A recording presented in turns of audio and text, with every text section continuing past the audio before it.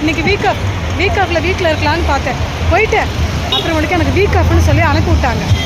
சரி, ஷார்ட்டாக சின்னதாக போய் சேர்றதுக்கு ஒரு இடம், ஒரு வழி, அது இவங்கள தான் நம்பி போகணும். இவங்க என்ன பண்ணாங்க தெரியுமா, சுத்த வைக்கிறாங்க. அவ்வளோ நேரம் சுற்றிட்டு இருக்க போனாங்க. தலையே வலிக்குது, தூக்கம் அவ்வளோ தூக்கம் வருது. என்ன செய்கிறது? இங்கேருந்து லொக்கேஷனை மாற்றி கொடுத்துட்டாங்க. போய் தானே ஆகணும். போவோம், கொஞ்சம் வெயிட் பண்ணுங்கள், பார்க்கலாம். வெயில் அடிக்க தெரியுமா மக்களே? இங்கே தண்ணிக்காரோட அலைகிறேன். ஏசி ரூமில் உட்காந்து வேலையை பார்க்கறத விட்டுட்டு தண்ணி பாட்டிலோடு அலைகிறேன் பாருங்கள். இங்கே இருக்கிற வடபழனிக்கு எங்கெல்லாம் ஏறி இறங்க வேண்டியதாக இருக்குது தெரியுதா? பாருங்கள் மக்களே, இன்னும் விசாரித்து ஏறுங்க பஸ்ஸில்.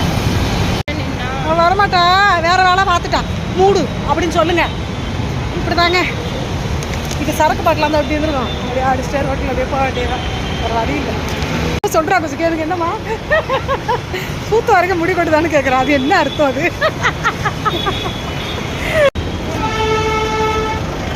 ஒரு வழியாக தேடி வந்தாச்சு.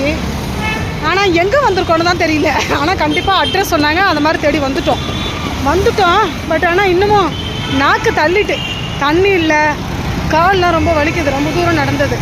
ஸோ அட்ரஸை வந்து மாறி வந்துட்டோம், வேறு ஒன்றும் கிடையாது. வந்தாச்சு, லொக்கேஷன் கிட்டே வந்தாச்சு. ஓகே, லொக்கேஷன் கிட்டே கூப்பிட்றேன்னா, ஓகேவா?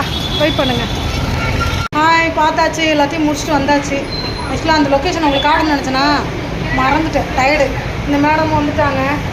இப்போக்கி அன்லிமிட்டட் ஜூஸ் ஒன்று சாப்பிட்டுட்டு மூடிக்கிட்டு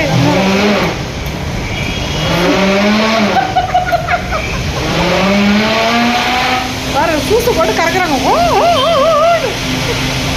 ஓகே, பாய் பாய் சொல்லு, பாய்.